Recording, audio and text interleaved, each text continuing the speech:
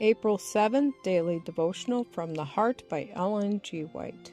Thorny ground hearers. And some fell among thorns, and the thorns sprang up and choked them. Matthew chapter 13, verse 7. In the thorns that choke the good seed, the great teacher would depict the dangers that are around those who hear the word of God. For there are foes on every hand to make of no effect the precious truth of God. All that draws the affections from God, all that fills the attention so that Christ has no room in the heart, must be renounced if the seed of truth is to flourish in the soul. Jesus specifies the things that are dangerous to the soul. He says the cares of the world, and the deceitfulness of riches, and the desire for other things choke the word, and the growing spiritual seed, so that the soul does not draw nourishment from Christ, as does the branch from the vine, and the spiritual life dies from the heart. Love of the world, love of its pleasures and display, and love of other things keep the soul away from God.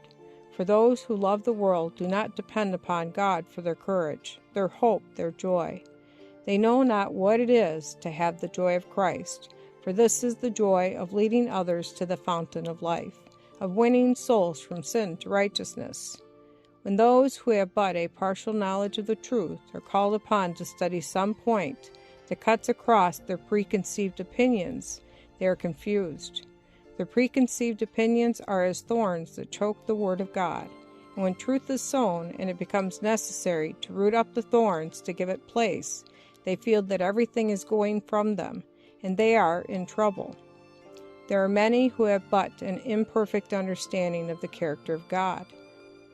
They think of him as stern and arbitrary, and when the fact is presented that God is love, it is a difficult matter for these souls to lay aside their false conceptions of God. But if they do not let the word of truth in rooting out the thorns, the briars still start up afresh and choke out the good word of God. Their religious experience will be dwarfed, for the evil of their hearts will overtop the tender plant of truth and shut away the spiritual atmosphere. The law of God is the rule of God's government, and through eternal ages it will be the standard of his kingdom.